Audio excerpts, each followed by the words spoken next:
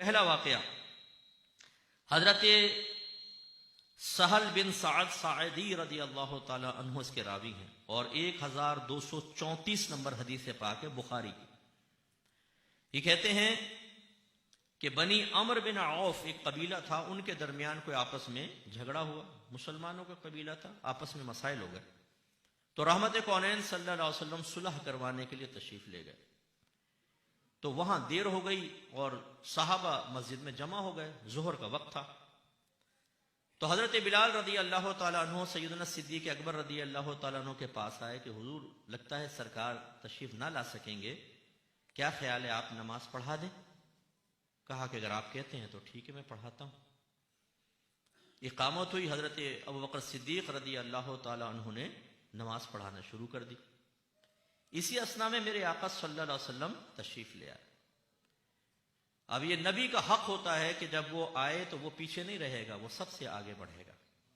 لہذا نبی کریم تشریف لائے، اور یہ حدیث میں نہیں ہے، یہ میں عرض کر رہا ہوں اپنی طرف سے کہ رحمت کونین صلی اللہ علیہ وسلم کی آمد مبارک کی خبر آپ کے پسینے کی خوشبو دے دیا کرتی تھی، گلاب کی خوشبو پھیل جایا کرتی تھی.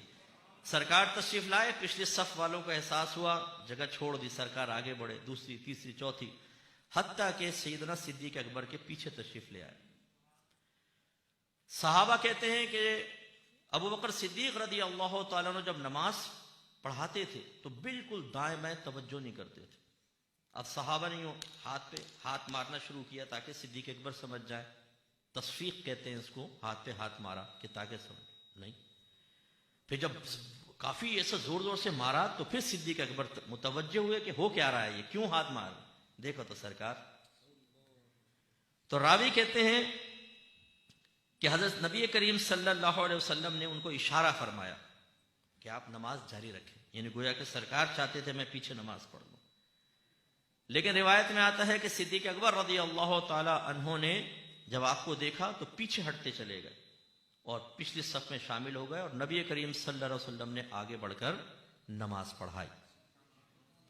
جب نماز سے فارغ ہو گئے تو رحمت کونین صلی اللہ علیہ وسلم نے ارشاد فرمایا کہ یا ابا بکر ما منعک ان تصلی للناس حین اشارت علیک، اے ابو بکر جب میں نے تمہیں اشارہ کر دیا تھا تو کس چیز نے تمہیں لوگوں کی امامت کرنے سے روکا؟ عرض کی ما کان ینبغی لابن ابی قحافہ ان یصلی بین یدی رسول اللہ صلی اللہ علیہ وسلم، یا رسول اللہ ابو قحافہ کے بیٹے کے لیے مناسب نہیں تھا کہ وہ سرکار کے سامنے کھڑے ہو کر نماز پڑھائے. میں آپ سے سوال کرتا ہوں، بچوں ذرا غور سے سنیے گا اور مجھے جواب دینا ہوگا. یہ بتائیے صدیق اکبر کا پیچھے ہٹنا نبی کریم کی توہین تھی یا تعظیم تھی؟ یہ نبی کریم کے لیے ایک عملی کوشش تھی یا صرف ذہن کے اندر کوئی تصور لانا تھا؟ عملی کوشش تھی نا.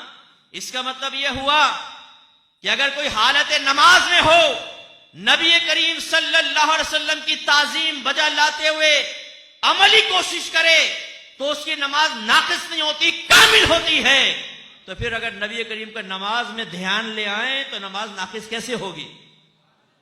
اور اگر اس کے بارے میں یہ لکھا جائے کہ نماز میں نبی کا خیال لانا اپنے گدھے اور بیل کے خیال میں ڈوب جانے سے بدتر ہے، تو بتائیے ایسا آدمی قابل گرفت ہوگا کہ نہیں ہوگا؟ اور جب وجہ پوچھی جائے تو جواب یہ دیا جائے کہ ہم نے تو اس لیے کہا کہ اگر نماز میں نبی کا خیال آئے گا تو تعظیم کے ساتھ آئے گا، اور نماز میں تو اللہ کی تعظیم چاہیے، تو پھر اللہ کی تعظیم سے نبی کریم کی تعظیم کی طرف دھیان جائے گا یا دونوں کی طرف جائے گا اور شرک متحقق ہوگا. اس لیے تو ہم سوال کرتے ہیں، یہ بتائیے کہ صدیق اکبر رضی اللہ تعالیٰ عنہ پر شرک کا فتویٰ کیوں نہ لگا کہ انہوں نے تو عملی طور پر نبی کریم کو آگے کیا اور خود پیچھے ہو گئے. صدیق اکبر کا طرز عمل ہمارے لیے رول ماڈل ہے، اور نبی کریم صلی اللہ علیہ وسلم کا اس پر آبجیکشن نہ کرنا یہ ثابت کرتا ہے کہ صدیق اکبر کا نماز میں نبی کی تعظیم بجا لانا عین نبی کریم کی مرضی کے مطابق تھا. اور نبی کریم وہی کرتے ہیں جو اللہ وحی فرماتا ہے. اس کا مطلب ہے نماز میں نبی کی تعظیم بجا لانا اور نبی کی تعظیم کرنا، تعظیم نبی کا خیال لانا، یہ خود اللہ تبارک و تعالیٰ کی مشیت اور مرضی کے مطابق ہے. اس لیے بعض یہ کہیں گے نہیں جی دیکھو نماز میں نبی کا خیال نہ لاؤ. کیوں نہ لائے جبکہ اللہ نے واجب کر دیا ہے کہ نبی کا خیال لاؤ. آپ التحیات پڑھتے ہیں, کیا کہتے ہیں؟ السلام علیکہ ایھا النبی. کس کا خیال آتا ہے؟ نبی کا یا اپنے والد صاحب کا؟ نبی کا. توہین کے ساتھ آتا ہے, تحقیر کے ساتھ آتا ہے؟ توہین اور تعظیم کے ساتھ آتا ہے. اگر نبی کریم کا خیال لانا نماز میں تعظیم باری تعالی کی راہ میں رکاوٹ ہوتا تو پھر ہم آپ سے سوال کرتے ہیں, یہ بتائیے کہ کیوں اللہ نے نماز میں التحیات میں نبی کا ذکر کر کے پھر ان کا تصور ذہن میں تعظیماً لا کر اپنی نماز کو مکمل کرنا واجب کیوں قرار دیا؟ کس وجہ سے؟ اس لیے غلط قسم کا خیال ہے کہ یہ نماز میں نبی کریم کا خیال نہ لاؤ. نماز میں نبی کا خیال آئے گا تو یاد رکھیں نماز تو اور کامل ہوگی. اللہ کی طرف توجہ, نبی کی طرف توجہ, نبی کی طرف توجہ, اللہ کی طرف توجہ ہے. یعنی مراد یہ نہیں ہے کہ معاذ اللہ ثم معاذ اللہ کے نبی کو خدا ہیں. نو, مراد یہ ہے کہ اگر نبی کریم کی طرف توجہ ہوگی تو اس کو غیر اللہ کی طرف توجہ کرنا نہیں کہیں گے, یعنی اس کو دنیا کی طرف متوجہ ہونا نہیں کہیں گے.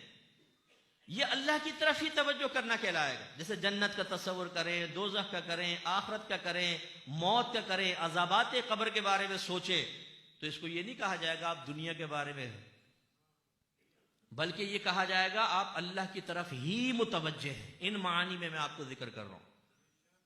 دیکھیں نا نبی کریم صلی اللہ علیہ وسلم نے فرمایا تم اس طرح نماز ادا کرو گویا کہ تم اللہ تعالیٰ کو دیکھ رہے ہو, اور اگر تم اللہ کو نہیں دیکھتے تو وہ تو تمہیں دیکھ ہی رہا ہے. اب اس طرح نماز پڑھو جیسے تم اللہ کو دیکھ رہے ہو. اللہ تعالیٰ کو ہم کیسے دیکھ سکتے ہیں؟ ہے کہ نہیں؟ لیکن یہ تصور لانے کی کوشش کرو گویا کہ جیسے تم دیکھ رہے ہو. اگر نہیں دیکھتے تو اللہ تو تمہیں دیکھ رہا ہے, یہ تصور لے کر آؤ. اس کا مطلب اصل کیا ہے؟ ایسی چیز کا تصور کہ اللہ تبارک و تعالیٰ کی طرف ہماری توجہ رہے. تو صدیق اکبر رضی اللہ تعالیٰ عنہ نے قیامت تک کے مسلمانوں کو ایک درس دیا کہ نماز میں نبی کے خیال لانے سے نماز ناقص نہیں ہوتی, بلکہ تعظیماً عمل اختیار کرنا کہ پیچھے ہٹ کے نبی کریم صلی اللہ علیہ وسلم کو مصلی دے دینا, ایک عملی تعظیم بجا لانا, اس سے بھی نماز ناقص نہیں ہوتی بلکہ کامل و اکمل ہو جاتی ہے. اور پھر نبی کریم کا خاموش ہونا, اس پہ اعتراض نہ کرنا, یہ اس کو اور تائید اور توثیق بخش رہا ہے. اچھا ذرا غور کیجئے, میں آپ سے کویسچن کرتا ہوں, بتائیں صدیق اکبر پیچھے کیوں ہٹے تھے؟ بولیے. کیا یہ بات جو آپ کو مجھے سمجھ میں آ رہی ہے نبی کریم کو سمجھ میں نہیں آئی؟ بھائی آئی نا. یہ کون سی ایسی بات؟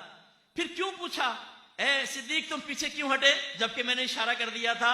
اس لیے کہ صدیق اپنی زبان سے کہے اور قیامت تک کے لیے ثابت ہو جائے کہ جس کی توجہ ان اشارات کی طرف نہ ہو وہ صراحت سے جان لے کہ صدیق اکبر نماز میں نبی کی تعظیم بجا لا رہا ہے. تو پھر تم بھی اگر نبی کے کریم صلی اللہ علیہ وسلم کی تعظیم کرو گے چاہے حالت نماز میں ہو, نماز ناقص نہیں ہوگی, شرک نہیں ہوگا, بلکہ یہ عین ایمان اور تمہاری نماز کامل ہوگی.